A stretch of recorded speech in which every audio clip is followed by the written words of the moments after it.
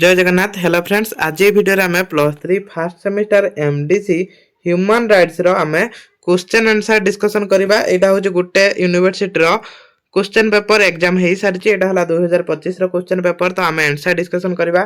ता सहित आम सिलेक्शन लॉन्ग क्वेश्चन मध्ये प्रोवाइड करबा हला। Selection long question unit wise मु एठी प्रोवाइड करमी। तो समस्त क्लास को लास्ट जाए देखंतु, केही भी इग्नोर करंतु जो मानकर आगु को ह्यूमन राइट्स एग्जाम अछि हला। तो समस्त पय इंपोर्टेंट रहइबो। एटा होची संबलपुर यूनिवर्सिटी रो क्वेश्चन पेपर। तो संबलपुर यूनिवर्सिटी रो किबळे क्वेश्चन आस्तला देखंतु, एई बळे आपनकर भी आसीबो। यादरु बहुत क्वेश्चन आसे हला। पूर्वरु जो सब एग्जाम हुए तो सेही क्वेश्चन बहुत आसे, सेति पय मु डिस्कशन करोची। देखंतु फुल मार्क आपनकर 100 रहइबो। 3 घंटा मध्ये आपन करिवे। तो एटा देखंतु प्रथमे 1 मार्किया 10 टी आसीबो। तो आगे 1 मार्किया करिवे। देखंतु कोन क्वेश्चन आछि, सर्वजन मानवाधिकार घोषणा केबे ग्रहण करा जायतिला। तो भलो मोस्ट इंपोर्टेंट क्वेश्चन। एटा भी क्लास कला बेले मु कहिथिनी बारंबार पड़े केबे 10 डिसेंबर 1948 रे हला। तो देखंतु टिके ब्लोर आस्तबो, क्वालिटी बढ़े देबे। आ सिलेक्शन क्वेश्चन भी लॉन्ग क्वेश्चन एठी आपण पाइबे, मु एठी भी प्रोवाइड करबी। तो सत्ति पय समिस्ते लास्ट जाय देखंतु यूडीएचआर रे केतटी अनुच्छेद अछि। तातर केतटी अनुच्छेद अछि, 30 टी अनुच्छेद अछि। मन रखिथिबे ए क्वेश्चन आसी पारे। आईसीसीपीआर रो पूर्ण नाम कोन? Most important question. International convergence of civil and political हला। तापरे एनएचआरसी रो अध्यक्ष किए? एनएचआरसी रो अध्यक्ष किए ना? यार अध्यक्ष होचंदी न्यायमूर्ति अरुण कुमार मिश्र। तापरे माग्ना कार्टा केबे स्वाक्षर होइतिला? एटा केबे स्वाक्षर होइतिला? एटा बारंबार पचारछि। 1215 रे स्वाक्षर होइतिला। मन रखिथिबे, एटा बारंबार पचारछि। तापरे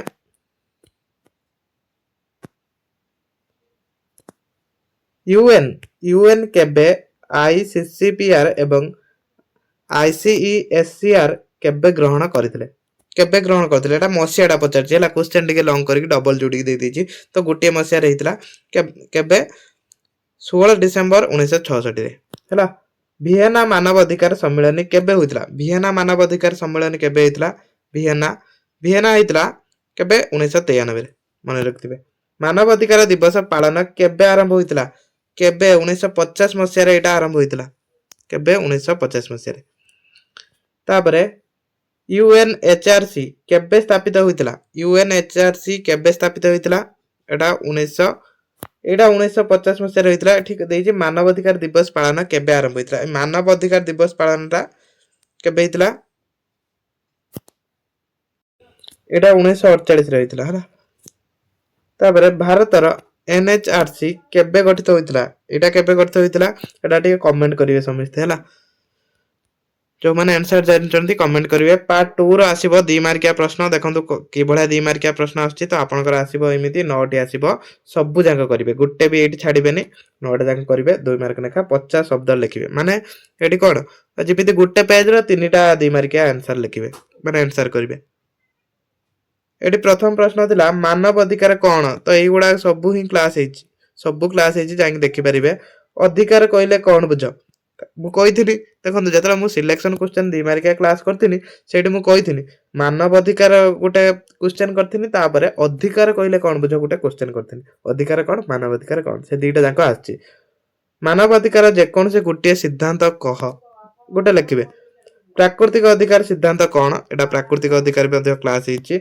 आईसीसीपीआर कोन? गुटी आधुनिक मानव अधिकार समस्या कुह, माने गोटे लिखिबे। मानव अधिकार प्रमुख उद्देश्य कोन? Question zebra पचारछि सेबड़ा लिखिबे। तो अधिक लिखिबा कोन से आवश्यक नाही। समानता अधिकार रो अर्थ कोन? मानवीय मर्यादार गुरुत्व कोन? तो एतिकी देखन 2 मार्क क्वेश्चन एंकर सब सहज क्वेश्चन आस्तला। तो देखा जाबो आपनकर कोन आछी। तो ए क्वेश्चनटा पूरा सहज आस्तला।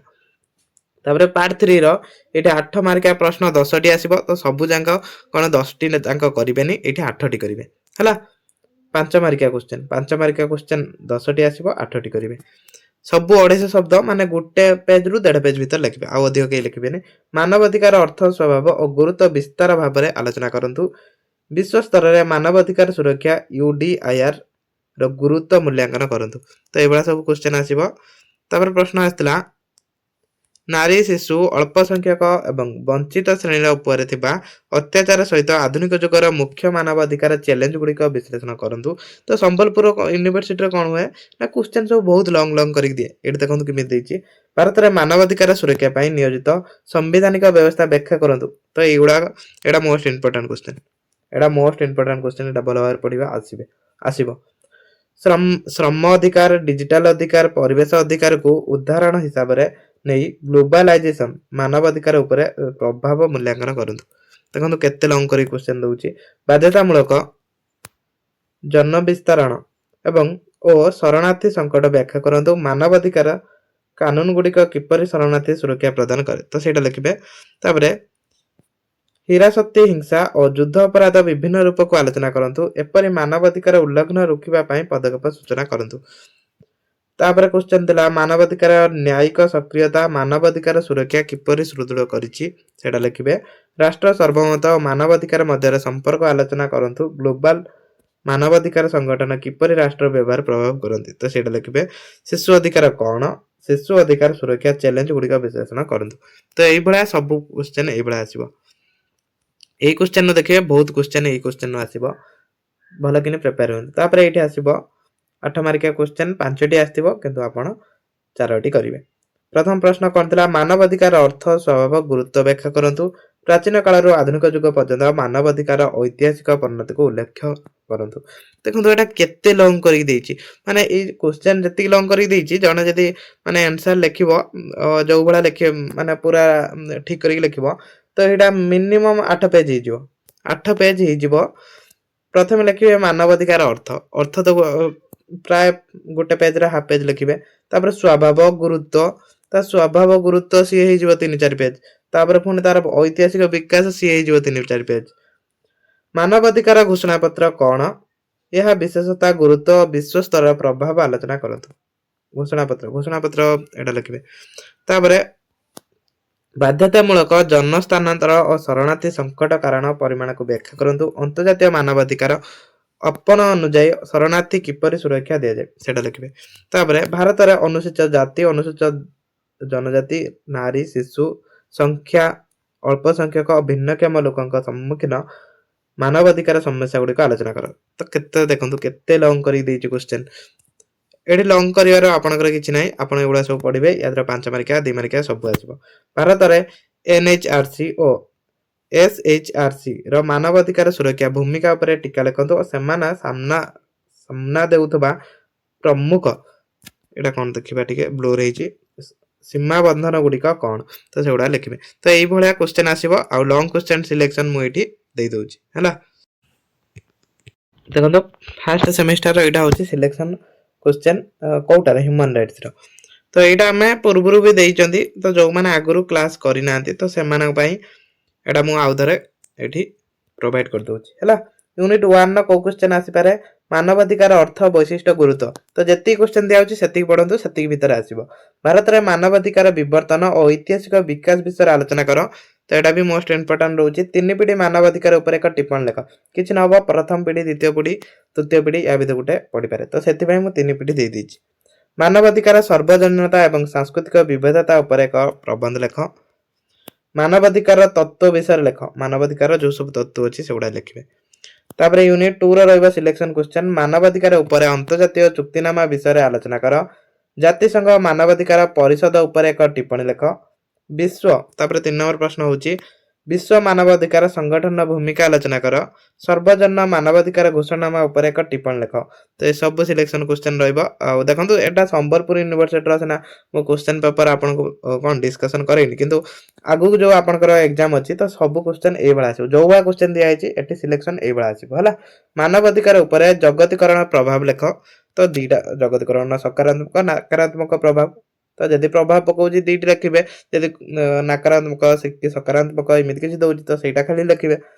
ତାପରେ 2 ନମ୍ବର ପ୍ରଶ୍ନ, ଶିଶୁ ଅନୁସୂଚିତ ଜାତି, ଜନଜାତି, ସଂଖ୍ୟାଲଘୁ, ଭିନ୍ନକ୍ଷମ ବ୍ୟକ୍ତି ବିରୁଦ୍ଧରେ ଅତ୍ୟାଚାର ବିଷୟରେ ଆଲୋଚନା କର। ତ ତାଙ୍କର ଯୋଉ ସମସ୍ୟା ଗୁଡ଼ା ଅଛି ସେ ଅତ୍ୟାଚାର ଗୁଡ଼ାକ ଲେଖିଦେବେ। ମହିଳାମାନଙ୍କ ପ୍ରତି ଘଟୁଥିବା ହିଂସା ଏବଂ ମହିଳା ପ୍ରତି ହେଉଥିବା ଅତ୍ୟାଚାର ସୁରକ୍ଷା ଦେବା ପାଇଁ ନିଆଯାଇଥିବା ପଦକ୍ଷେପ ଗୁଡ଼ିକ ଲେଖ। ମାନେ ଯୋଉ ସବୁ ଆଇନ ହେଇଛି ସେଗୁଡ଼ା ଲେଖିବେ। ତାପରେ ଭାରତର ଅଭ୍ୟନ୍ତରୀଣ ବିସ୍ଥାପନର କାରଣ ଏବଂ ବିସ୍ଥାପନ ବ୍ୟକ୍ତିଙ୍କ ଅଧିକାର ବିଷୟରେ ଆଲୋଚନା କର ନିହାତି ଭାବରେ। ତାପରେ ୟୁନିଟ୍ 4 ର ରହିବ ନ୍ୟାୟ କଣ? ନ୍ୟାୟ ଏକ ସାଧାରଣ ବୈଶିଷ୍ଟ୍ୟ ଗୁଡ଼ିକ ଲେଖ। ତ ଏଇଟା ପ୍ରାୟତଃ ନ ଆସିପାରେ। ମାନବାଧିକାର ସୁରକ୍ଷା ପାଇଁ କରାଯାଇଥିବା ସମ୍ବିଧାନ ବ୍ୟବସ୍ଥା ବିଷୟରେ ଲେଖ। ମୌଳିକ ଅଧିକାର ଆଉ ରାଷ୍ଟ୍ର ନିର୍ଦ୍ଦେଶମୂଳକ ନୀତି। ତ ଏଇ ସମ୍ବିଧାନ ବ୍ୟବସ୍ଥା କରାଯାଇଥିଲା। ଏଇଟା 5 ମାର୍କିଆ କ୍ୱେଶ୍ଚନ ଆସିଥିଲା। ମାନବାଧିକାର ସୁରକ୍ଷା କ୍ଷେତ୍ରରେ ଜାତୀୟ ମାନବାଧିକାର କମିଶନ ଭୂମିକା ଲେଖ। ଏଇଟା ମୋଷ୍ଟ ଇମ୍ପୋର୍ଟାଣ୍ଟ।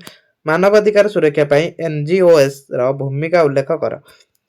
ତ ଏଇ କ୍ୱେଶ୍ଚନ ଭିତରୁ ଦେଖିବେ ସବୁ ଯାକ କ୍ୱେଶ୍ଚନ ଆସିବ। ତ କ୍ଲାସଟି ଯଦି ହେଲ୍ପଫୁଲ ହେଇଛି ସମସ୍ତେ ନିହାତି ଭାବରେ ସାଙ୍ଗମାନଙ୍କୁ ସେୟାର କରନ୍ତୁ। ଜୟ ଜଗନ୍ନାଥ।